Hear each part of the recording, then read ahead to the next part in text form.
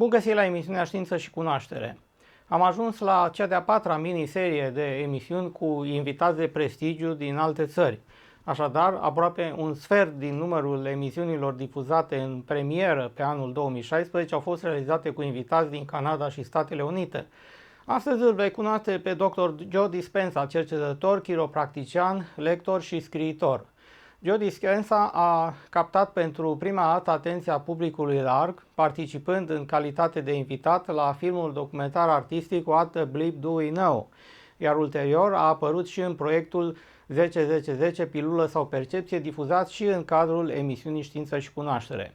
Munca lui Joe Dispenza s-a extins, s-a aprofundat și s-a orientat spre câteva direcții cheie, toate reflectând pasiunea sa de a explora modul în care oamenii pot folosi descoperirile neuroștiințelor și concluziile filozofice derivate din rezultatele fizicii cuantice, nu doar pentru a vindeca boli, ci și pentru a avea o viață mai împlinită și mai fericită. Dr. Joe Dispenza crede că fiecare dintre noi are potențiale și aptitudini insuficient dezvoltate ce pot fi cunoscute și educate de către oricine. Aș dori să vă explic următoarea reprezentare. Imaginați-vă 4 cercuri care se intersectează fiecare cu toate celelalte. Dumneavoastră sunteți în centrul ariei comune delimitate de toate cercurile. Să considerăm acum faptul că fiecare arie distinctă reprezintă o anumită componentă din viața dumneavoastră. Primul din cele 8 cele mai importante condiții necesare pentru a trăi o viață împlinită este ceea ce îți place să faci. Dar aceasta se corelează cu ceea ce știi să faci, deoarece în caz contrar expectanțele nu se reflectă în viața reală. O altă condiție destul de strictă și uneori limitatoare este ceea ce are nevoie lumea din jurul tău, de la tine, pe baza a ceea ce îți place și a ceea ce știi să faci. Totuși, o a patra condiție la fel de importantă în pondere și prevalență este ceea ce îți aduce un venit, deoarece degeaba faci ceea ce îți place și știi să faci, degeaba există o cerere din partea celorlalți, pentru că dacă toate acestea nu vă pot susține material, atunci ele n-au nicio valoare. În continuare urmează alte 4 condiții de importanță egală, fără de care nu se poate susține un echilibru și o mulțumire de viață pe termen lung. Primul din ele este pasiunea. Puteți observa faptul că pasiunea se află la intersecția dintre două cercuri, iar aceasta ne oferă următoarea concluzie. Ceea ce îți place să faci are nevoie de pasiune, ceea ce știi să faci de asemenea are nevoie de pasiune. Fără acea dedicație, bucurie și pasiune de a înfăptui un anumit lucru, munca este lipsită de sens și semnificație. Următoarea condiție se numește menire, iar aceasta se află la intersecția dintre ceea ce îți place să faci și ceea ce are nevoie lumea. Menirea este o calitate deosebită care te consacră unui anumit domeniu de activitate în așa fel încât ești unic și foarte util celorlalți sau instituției în baza a ceea ce deja îți place și știi să faci și mai mult le faci cu pasiune. La intersecția dintre ceea ce știi să faci și ceea ce îți aduce un venit se află profesia. Aceasta reprezintă simbolul unui anumit fel de activitate care se regăsește în cele mai multe societăți, populații umane, popoare și este singura măsură să-ți aducă un venit. Degeaba faci cu pasiune ceea ce îți place și ceea ce știi, degeaba ai avea o menire pentru a oferi ceva de valoare celorlalți, dar dacă ceea ce faci e foarte neobișnuit, foarte rar întâlnit, greu de definit, atunci lumea nu îi va înțelege valoarea chiar dacă e reală, iar această muncă nu-ți consacră o profesie. Ultima dintre cele 8 condiții pentru o viață cu adevărat împlinită este vocația. Asemenea menirii, vocația este o cerință a celor din jur, un mod de comunicare a ceea ce știi și îți place să faci cu pasiune în baza unei profesii, iar lumea nu doar că înțelege și are nevoie, dar apreciază periodic și îți confirmă rezultatele și efectele. Ați împlinit toate acestea? Atunci sunteți în centru. Dar nici aceasta nu e suficient. De ce? Ei bine, revenind la Dr. Joe Dispenza, el va integra toate acestea într-o componentă și mai extinsă în care sănătatea, dezvoltarea personală, mesajul motivațional, neuroplasticitatea și echilibrul în viață se împletesc într-o consonanță magică. Interviul în 2 episoade cu Dr. Joe Dispenza vă va oferi punctul de reper pentru dobândirea acestei înțelegeri speciale. Această emisiune nu conține sfaturi medicale și nu poate fi folosită pentru diagnoza sau tratamentul unor afecțiuni. Considerăm că este necesar să fie consultați experți în domeniu care pot oferi sfaturile necesare. Producătorul și colaboratorii nu își asumă responsabilitatea aplicării practice a ideilor prezentate către persoane neavizate insuficient pregătite care vizionează emisiunile. Emisiunea Știință și Cunoaștere prezintă informații generale pentru înțelegerea cât mai completă a stării de sănătate și ridicarea nivelului de calitate a vieții. Materialele și sfaturile furnizate trebuie apreciate ca simple informații și nu ca analize și sfaturi medicale. Fiți alături de noi la o primă întâlnire cu unul dintre cei mai renumiți vorbitori motivaționali din lume, care a acceptat invitația mea la Știință și Cunoaștere. Hi everybody, Dr. Joe Dispenza here. You're watching Science and Knowledge on TVR Cluj, Romania.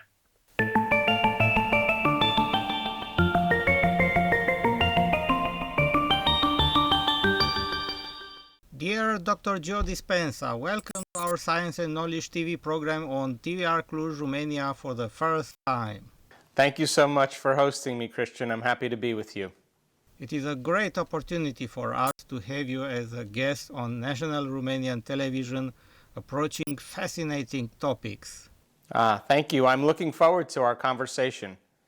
I already made a short Romanian introduction about your training and professional background, mostly on neuroplasticity, brain function, psychology, but also on practical domains like chiropractic. My questions were born not from the view of a healthy individual who never knew the suffering, neither from the view of a suffering individual who never knew what is to live healthy, but from the view of both of them. As an introduction to part one of our interview, please elaborate more on the next quotation. Knowledge is power. If you don't have knowledge, then you don't have any power. Well, knowledge is the precursor to experience. And every time you learn something new, you forge new synaptic connections in your brain. In fact, learning is making new synaptic connections. And the Nobel Prize laureate Kandel in the year 2000 found that when people learn just one bit of information, they doubled the number of connections in their brain from 1,300 connections to 2,600 connections. So then if they didn't review that information, if they didn't repeat it, those connections pruned apart in a matter of hours or days. So if learning is making new synaptic connections, then remembering is maintaining and sustaining those connections. So once you understand philosophical, theoretical, intellectual, analytical information and knowledge, the next step is for you to do something with it, to apply it, to personalize it, to demonstrate it, to initiate that knowledge into an experience. And if you can get your behaviors to match your intentions and your actions equal to your thoughts, if you can get your mind and body working together, you are going to have a new experience. Now, when you have a new experience, the experience then enriches the circuits in your brain that you understood philosophically. That's what experience does. It creates networks of neurons.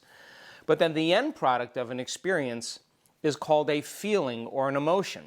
And the brain releases a chemical, and that chemical then begins to emotionally teach the body what the brain has intellectually understood. So knowledge is for the mind and experience is for the body, and you begin to embody the truth of that philosophy. So this is a time in history, Christian, where it's not enough to know. This is a time in history to know how. And so if knowledge is power, knowledge about yourself is self-empowerment. And common people around the world are doing the uncommon because they're not waiting for suffering. They're not waiting for crisis. They're not waiting for trauma or disease to begin the process of change and transformation. And you can learn and change in a state of pain and suffering, or you can learn and change in a state of joy and inspiration. And my message is, why wait? And so people are beginning to take quantum physics and neuroplasticity and neuroscience and neuroendocrinology and epigenetics and psychoneuroimmunology. The principles of each one of those sciences point the finger at possibility. And so when you begin to apply those individual sciences and create a model of understanding, what it allows the person to do is to become more empowered. And science has become the contemporary language of mysticism. And so we can begin to demystify the mystical by using those sciences because people begin to understand what they're doing and why. And when they understand the what and the why, the how gets easier.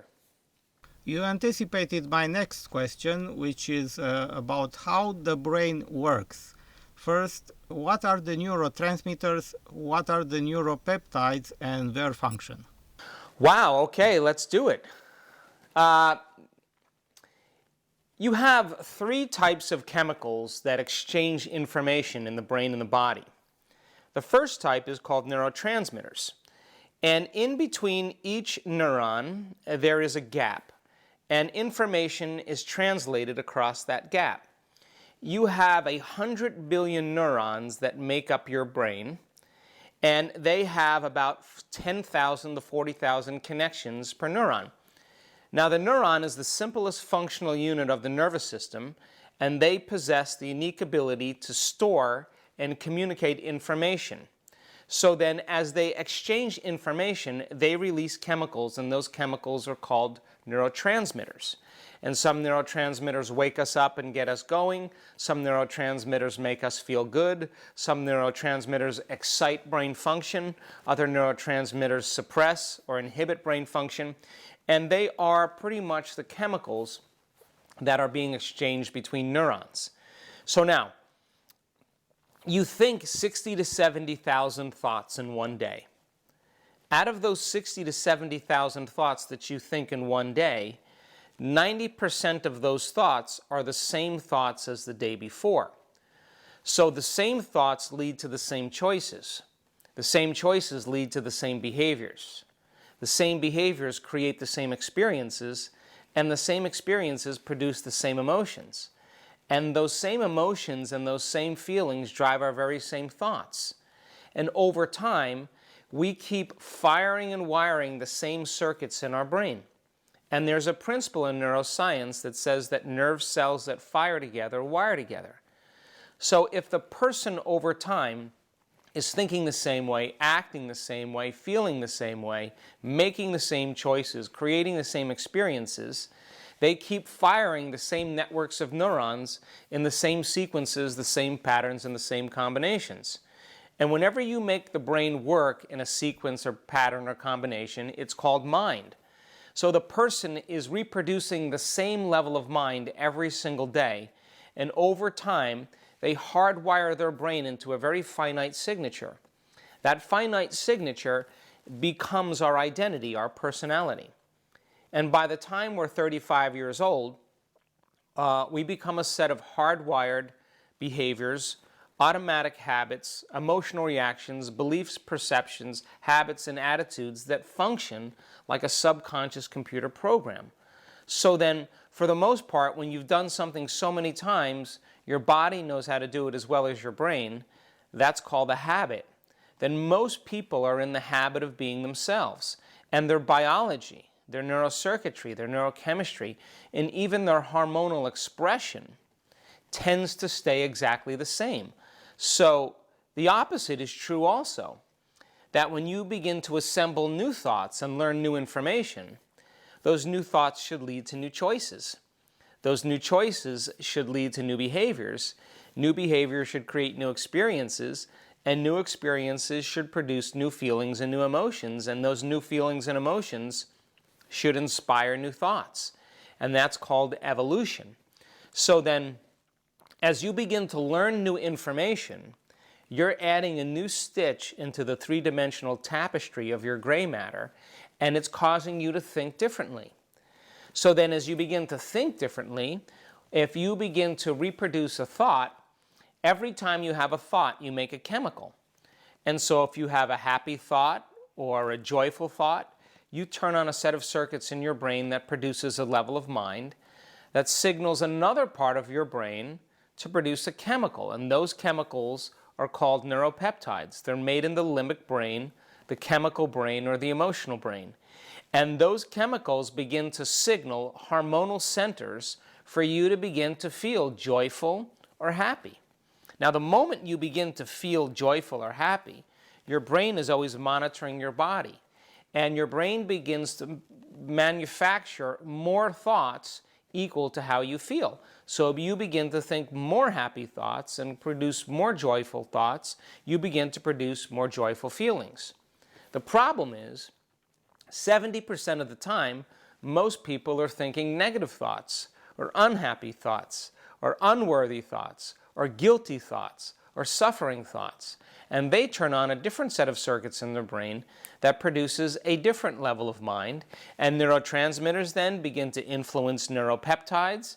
And all of a sudden, neuropeptides are released in the hypothalamus through the pituitary.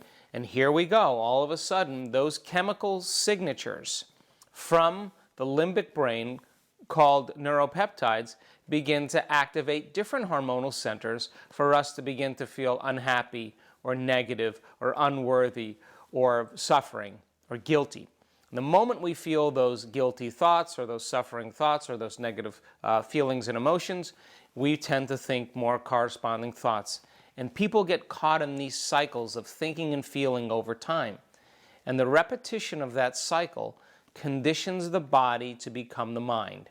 And when the body becomes the mind, emotionally, now the body is in the past, because emotions are a record of the past. And so most people then get caught up in these loops of thinking and feeling over time, and it becomes their identity. Please explain what happens once we begin to feel how we think and think how we feel. Your brain is organized to reflect everything you know in your life. Your brain is a record of the past. It's an artifact of everything you've learned and experienced to this moment.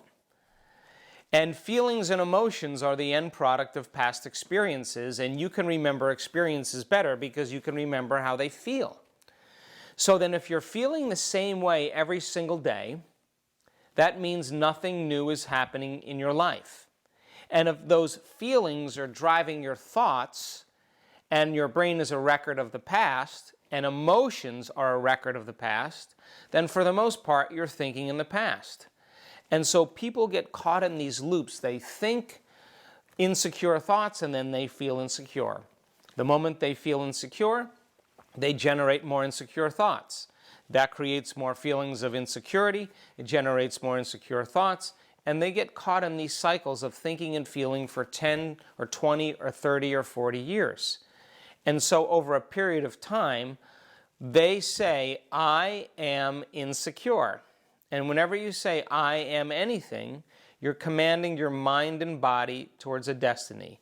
Because thoughts are the vocabulary of the brain, and feelings are the vocabulary of your body.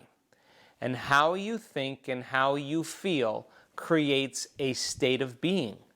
So the person then becomes so accustomed to feeling insecure, so accustomed to feeling guilty, so accustomed to suffering, that when it comes time to change, they would rather stay with that emotion than step out into the unknown, to take a chance into possibility, to leave the familiar emotional states and hardwired neurological programs. And so this is where true change takes place, is being able to live out in that place called the unknown and be able to begin to create a different outcome by thinking differently and feeling differently and changing a person's state of being. And all it requires is a clear intention and an elevated emotion. And you begin to change your biology from living in the past to living in the future. But if someone had been caught on that loop for so many years, 20 years for example, which is unbelievable and unthinkable, someone to remain 20 years in suffering because the girlfriend left him without any rational reason, why can't we change that loop? Well, this is an interesting conversation because experiences that have a high emotional quotient, when you're shocked, when you're traumatized, when something happens unexpectedly and it captures all the brain's attention, the brain takes a picture. And when it takes a picture, it's correlating that picture with a feeling, the emotion from the experience. And what most people don't know is that every time they see that picture in their brain again, every time they reproduce that memory, they're producing the same chemistry in their brain and body as if the event was occurring outside of them. And the brain does not know the difference between an experience in our life that produces an emotion and an emotion that we can fabricate by thought alone. So the body is the unconscious mind. It does not know the difference between an experience in your life that produces an emotion and an emotion that you can fabricate by thought alone. So there's a chemical refractory period that's created after an emotional event. And most people don't know how to control their emotional reactions. And so these emotional reactions can tend to linger for hours and days and weeks and months and years. And over time, it's not the memories so much that the person is attached to, it's the feeling that's defined them as an individual. And so people's personalities, for the most part, are defined by feelings. And if feelings are familiar, and they're a record of the past, and those feelings are driving people's thoughts, then they get caught and trapped in these states of being. So then the person's not conscious of that. It's just that they've been mismanaging their thoughts and their emotions for a long enough period of time that that's ultimately become their personality. And now here's the problem. They tend to view and perceive reality through that lens of the past. And when they do that, they can't see possibilities in their future. Please tell us about the placebo and placebo response and how does it work? Well, placebo has been my interest now for some time because we have been witnessing in our workshops and conferences all over the world in the last 10 years that people were healing by thought alone, right in our events. So the question is, how is it that you can give someone a sugar pill, a saline injection, or perform some false surgery or treatment, and a certain percentage of those people will accept, believe, and surrender to the thought without any analysis that they're getting the real substance or treatment, and they begin to program their autonomic nervous system to make the exact pharmacy of chemicals equal to the substance that they think they're taking. So the question is it the inert substance like the sugar pill that's doing the healing, or is it the body's innate capacity to heal? You see, that pill is a symbol that represents health. And that pill has been conditioned into the person into believing that pills can heal diseases. Why? Because conditioning is based on the past. So then if a person has taken a pill for the last 30 years, different types of pills to take away headaches, to take away indigestion, to help them to sleep, they begin to understand that that substance outside of them is changing their internal chemistry. And over time, they condition a belief into them. So now the doctor gives them a pill that looks like every other pill, but it's nothing but a sugar pill. And that person is told that this pill could actually heal them. And the moment they see that pill, they begin to create in the brain an image or a new possibility of some new future reality called getting well. And if they can combine that clear intention with an elevated emotion, they start to get inspired, or they start to feel gratitude, or they start to feel enthusiastic. They begin to elevate their emotional state, and when you combine a clear intention with an elevated emotion, and if thoughts are the language of the brain, and feelings are the language of the body, that person just moved into a new state of being. And all of a sudden, the autonomic nervous system begins to manufacture the exact chemicals equal to what the person thinks they're taking. So my question is, if you understand how the placebo works, number one, can you teach it? And number two, do you need that sugar pill or the saline injection? Or can a person begin to select a new potential in the quantum field by thought alone and begin to emotionally embrace that future reality before it's made manifest? So much so that the body, as the unconscious mind, is believing it's living in that future reality in the present moment, and they're signaling new genes and new ways to begin to change their very biology. So the exciting part about this is, for an example, 81% of people that are involved in placebo studies for depression, that are given a placebo, 81% of those people get better, and they're given the placebo. So when you look at the brain scans and you see the changes in people's brainwave function and their physiology, it's exciting because it means then if they're getting better, they're making their own pharmacy of antidepressants by thought alone. So then if you can teach people how to do that, you can eliminate their belief in something outside of them that's doing the healing, some known, and begin to select an unknown. And revisit that unknown in mind and emotion over and over again to such a degree that that unknown finally becomes a known in their biology. And then will it begin to produce biological changes? And we've been very excited and mystified, in fact, by the number of people that have healed themselves from all kinds of clinical conditions that even at times medical science had no solution for.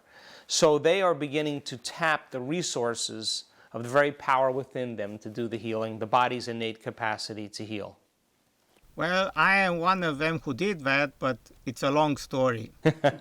Bruce Lipton told me that 95% of medication are not having any effect, so they are almost like placebo. Yes, I was just with Bruce last weekend. We were lecturing together, and we had a great panel discussion. The facts is that many medications work because of the placebo. Many medications are enhanced because of the placebo. And so the majority of those medications, like when you have systemic changes going on in your body, those chemical changes are targeted very specifically to specific organs and tissues. But when you're given a pharmaceutical, it doesn't know to go to a specific area, it goes to the entire body. And so a lot of times there's side effects that really aren't side effects, they're real effects. And so it's almost better for a person at times to take a placebo than to take a medication and experience a lot of those side effects. In contrast with placebo, there is nocebo. Please explain what that is. Well, the nocebo is kind of like that principle of seeing the glass half full or half empty. So if you give someone a sugar pill or a starch pill or a saline injection, and you tell them that you're giving them a medication, and there's measurable side effects from similar medications, they will begin to experience the adverse side effects from the medication that they think they're taking, but all they're taking, for the most part, is a sugar pill that's inert. So they begin to manufacture the very opposite effects, the side effects of the very drug they think they're taking, which is a very interesting conversation because a lot of those side effects lead to other medications that people take to handle those side effects. And here we go, it becomes more dependency on external substances. Psychology and neurology discovered that at least 90% or even 95% of our personal ego or personality is created by automated, inherited or not, subconscious programs, and only about 5% we are using conscious thinking, creativity, positive thinking, if we like. But the other 90 to 95% don't know what positive thinking is, don't know how much unused power of healing we have, don't know how much biological resources we have. Please explain why on the subconscious level we have too many bad programs and nobody wishes to change them. But think about this. Where most people learn their behaviors and their habits and their emotional reactions are either from their parents, their caregivers, or their exposure to technology and information and television. So what most people don't know is that children are so susceptible to information because of their brainwave patterns up until the time they're about 9 years old. So all information that's going into a child's brain is going in unedited and unanalyzed. And so as they begin to observe behaviors, the observation of behaviors begins to activate what's called mirror neurons in their brain. The mirror neurons in their brain are the very neurons they'll be using to demonstrate the same behavior. So as they watch their parents get emotional and react, as they watch their parents with bad habits, they're paying attention to their primary caregiver because that's where their focused attention is, and they begin to prime the very circuits in their brain and begin to select and ultimately instruct those neurological networks to become subconscious programs that will ultimately run them later on in their lives. Now, when you're watching television, your brain goes into alpha brainwave patterns, and you begin to move into a very suggestible state. As you move into a suggestible state, you can further program an individual because it begins to reduce their analytical or their critical facilities. The other part of that is that we tend to do certain things over and over again. We tend to think certain ways repeatedly. We begin to feel emotionally and react emotionally the same ways over time. And if you keep doing something over and over again, it becomes a habit.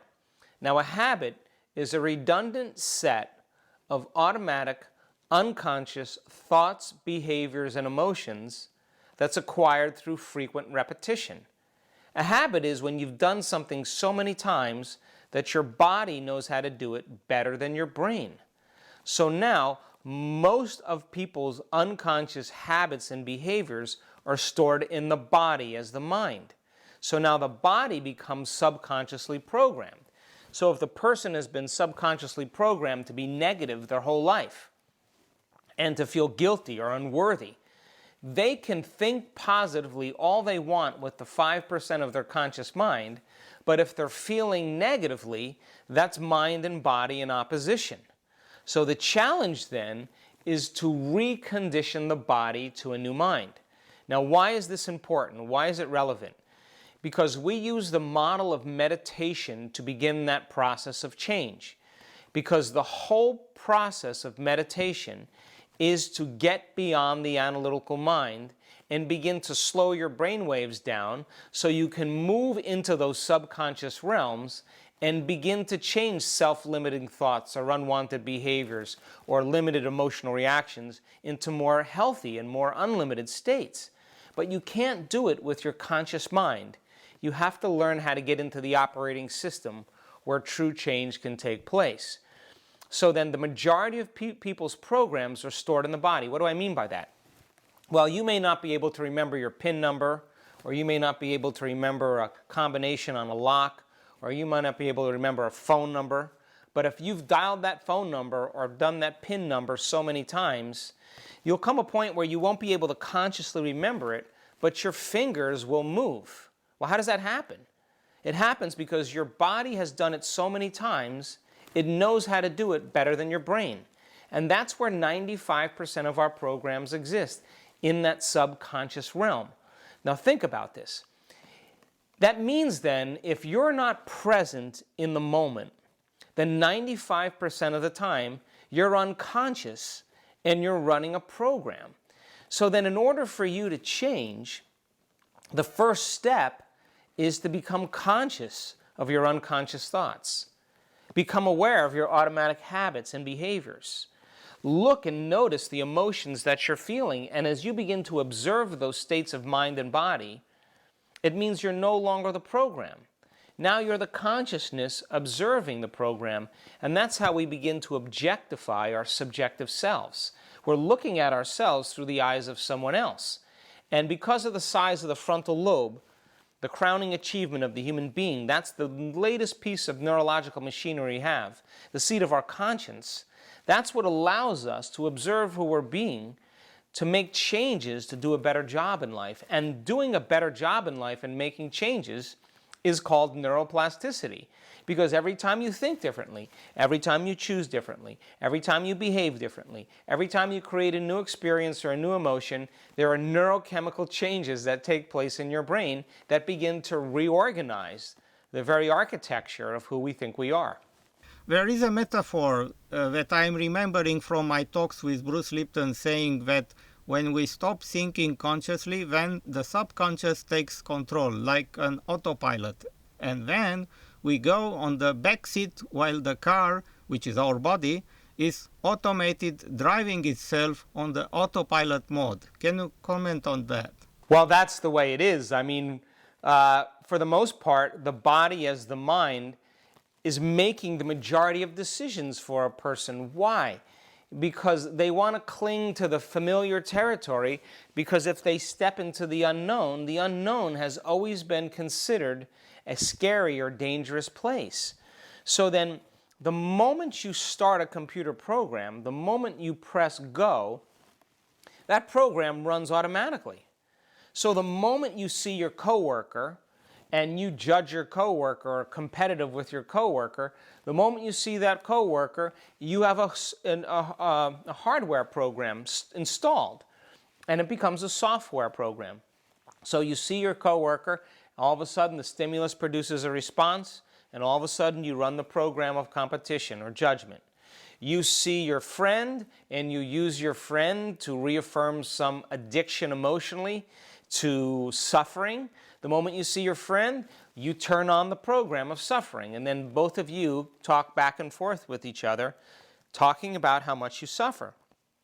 You see your ex-girlfriend, and all of a sudden you see her, and the next thing you know, you turn on the program of resentment, because that's how the program runs in the brain and body. So then, as people begin to react to different conditions in their life, or even to extraneous thoughts, they begin to activate these programs. And just like if you're running 20 computer programs on your computer, or your iPhone or your smartphone has at least 10 programs opened, you're going to drain the body's energy. You're going to drain the technology's battery source. So you have to force quit and begin to eliminate some of those programs. And that's what this work is about.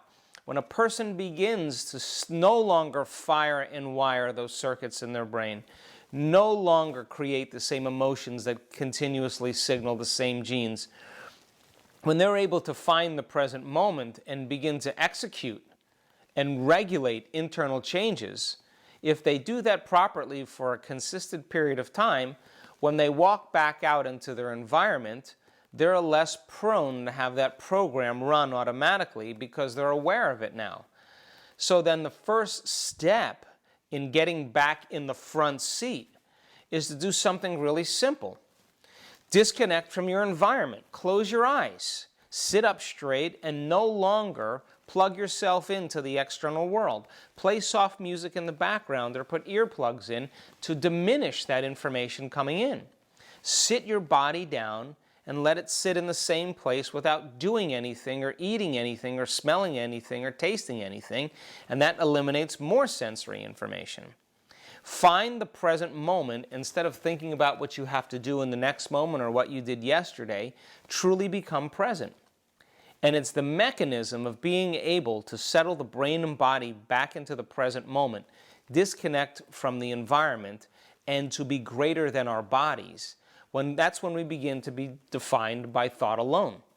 And that's what meditation is about. So all of a sudden your inner world starts to become more real than your outer world. And that's when you can begin to assemble new neurological structures. That's when you can begin to intentionally signal new genes in new ways. So if the person has been thinking and feeling and feeling and thinking for 30 years, or getting up in the morning and running through the same routine behaviors that it did yesterday, then for the most part then, the body has become the mind. Then to change is to be greater than our bodies, to be greater than our habits, our unconscious programs, our emotional reactions and addictions, to be greater than our attitudes that are connected to past experiences, to be greater, for the most part, than the conditions in our environment, the people we know, the places we go, the things we do at the exact same time. And that begins to produce the same physical, biological, energetic, genetic changes in the brain and body when the person begins to know how to do this. But they have to be able to understand the science and the knowledge, because it serves as the forerunner for them to create different experiences. This is why my TV program is called Science and Knowledge. The power of those 5% of the conscious mind which might tell us that this attitude is wrong is completely surpassed by the 95% of the power of the subconscious mind. Is there any chance to win this battle? Oh, absolutely. I have no doubt about that. We have seen so many people in the last 4 years begin to make measurable changes in their personality, measurable changes in their health, overcome very serious scars and traumas from the past, and really reprogram who they are. Now, I'm not going to say it's easy, because if it was easy, everybody would be doing it. But as I said earlier, as you begin to understand the what and the why, the how gets easier. So in the work that we do, in the workshops that we teach around the world, we ask people to retreat from their lives, to get away from the constant stimulation that reminds them of who they think they are as a personality, to retreat from their lives long enough to learn some valuable science and knowledge and information. And then we set up the conditions for them to experience exactly what we've taught them. And we build model by model by model through knowledge and experience, and they begin to progress. No different than learning how to play tennis, or learning how to ski, or learning how to crochet. That you learn different steps and you keep building on those steps until it becomes a skill. And the research that we've done in measuring brain function, and measuring heart rate variability, and measuring genetic changes, and in measuring people's energy and the energy of the room, we now know that people can absolutely do it. Our measurements show that it's not just taking place in their mind, it's actually taking place in their brain. And they're making those fundamental changes that tend to become more permanent. But the only way to do that is that you have to enter the operating system, and that's where meditation comes in. Please elaborate more on a quote from one of your books, Breaking the Habit of Being Yourself. The quote is, "As long as we use our familiar feelings in response to our efforts of change, we will always convince ourselves that have to give up something big. We will never be able to grow superior inner thoughts. We will never see a world of possible results other than the negative from the past. So this is how powerful are the thoughts and feelings over us." Yes, I think that when we use feelings, familiar feelings, as a barometer to change, like you say in the morning, oh, I'm going to work out this afternoon, I'm not going to eat sugar anymore, I'm going to stop drinking coffee, I'm going to wake up at 6 in the morning and get all my work done before work. You can say that with your conscious mind. You can declare that. But then when it comes time to actually do it, most people say what? I don't feel like it. I don't feel like getting up early. I don't feel like working out in the afternoon. I don't feel like not eating this food. I feel like eating sugar. So when you use feelings as a barometer for change, for the most part, you are going to talk yourself out of possibility. So then when you make that declaration and you say, I'm going to make these changes, get ready. Because the moment you say that, you're going to feel uncomfortable. And it's going to feel unfamiliar. And you're going to be uncertain. And there's going to be some unpredictability because you're stepping from the known into the unknown. And the hardest part about change, Christian, is not making the same choice as you did the day before and staying conscious while you're doing it. So the moment you go unconscious, you return back to the same thoughts, the same choices, the same behaviors, the same experiences. And why? For the same emotion, to reaffirm your identity. So then, let's say a person is so conditioned into suffering because they've had 4 or 5 serious events that happened in their life, and they create the belief that nothing ever good happens to me and you need to suffer, and that's what life is about. And you say to them, okay, well, you don't have to suffer. You can step out and create something differently and create a new life. That person may intellectually understand it, but when it comes time to make the effort, they are going to come up against those emotions. And when they come up against those emotions, they have to realize that those emotions are not them. Those emotions are chemical residue from the past.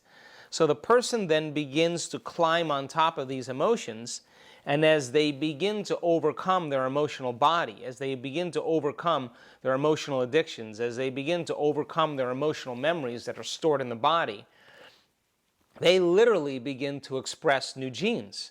And all genes make proteins, and proteins are responsible for the structure and the function of the body. So all of a sudden now the person starts noticing a lot of their physical symptoms going away.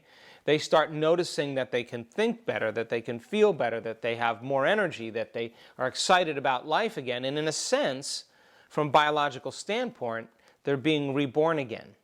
They're literally biologically being reborn. So we have seen changes in people's health, in their lives, in creating new opportunities, in mystical experiences, because in all of the research we've done, there's no doubt that I can tell you that people are at their absolute best when they get beyond themselves. When they get beyond their present identity, that's when they do the uncommon.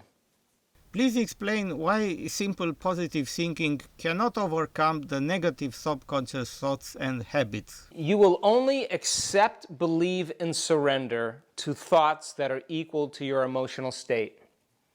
And you will not accept, believe, and surrender to thoughts that are not equal to your emotional state. So if you're feeling guilty or unworthy, your body is in the emotional state, because emotions are the language of the body. The person's in the emotional state of guiltiness, guilty or unworthy, and they're thinking positively, and thought is the language of the brain. That thought will stop right at the brainstem and never make it to the body, because the body is conditioned emotionally into the past. So they can think positively all they want with their 5% of their conscious mind, but it's never making it into the body. Now, a person gets a diagnosis, some type of diagnosis, whether it's cancer or MS or lupus or Alzheimer's or whatever. They get that diagnosis, and the moment they get that diagnosis, they feel fear or they feel sadness. And they say, oh, I'm going to beat this condition. And now they say they're going to beat this condition with the 5% of their conscious mind, but they're not addressing what's in the operating system subconsciously.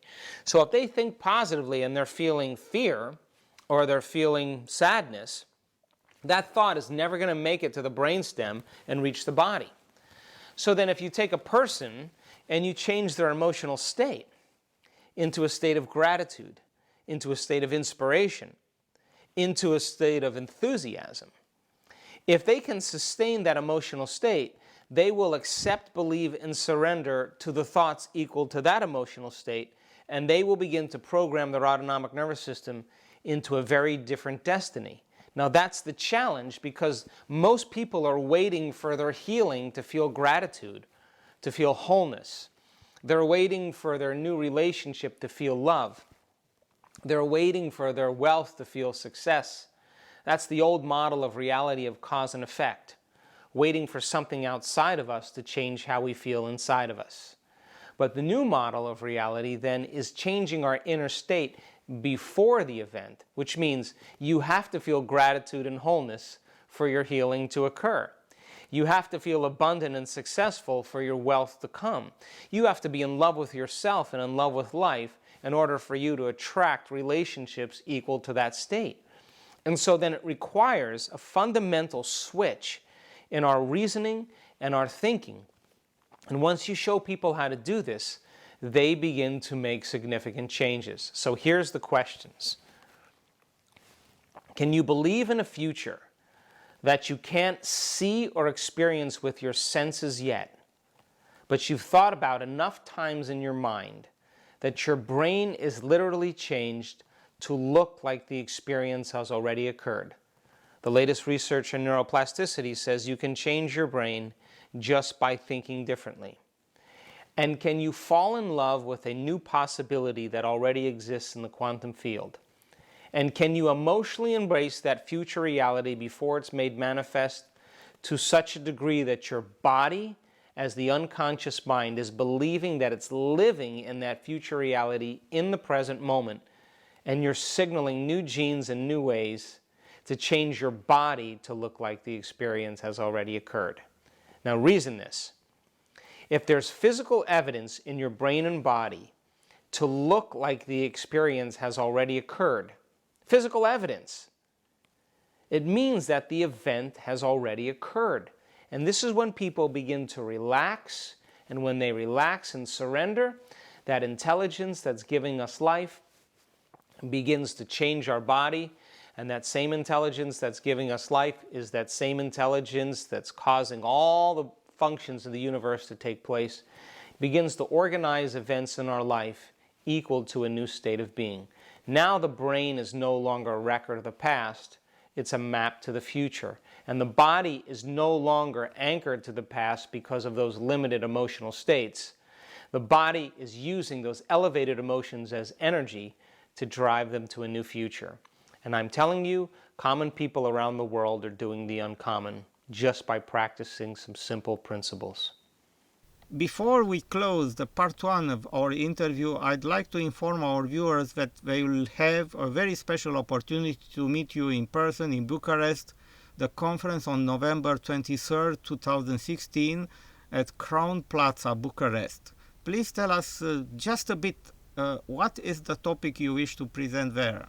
Well, it's an evening talk that I'm going to be doing in November, and my interest really is to show people how powerful they really are, to talk to them about the new science of possibility, to tell them what people are doing around the world in terms of healing themselves and changing their lives and creating better lives for themselves, and combine some quantum physics with a little neuroscience, with a little epigenetics to show people what they can actually do to create a better life for themselves.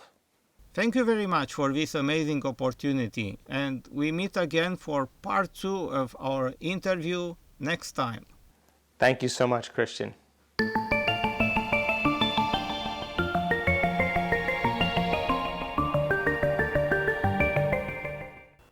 Așadar, aceasta a fost prima parte a interviului cu Dr. Joe Dispenza.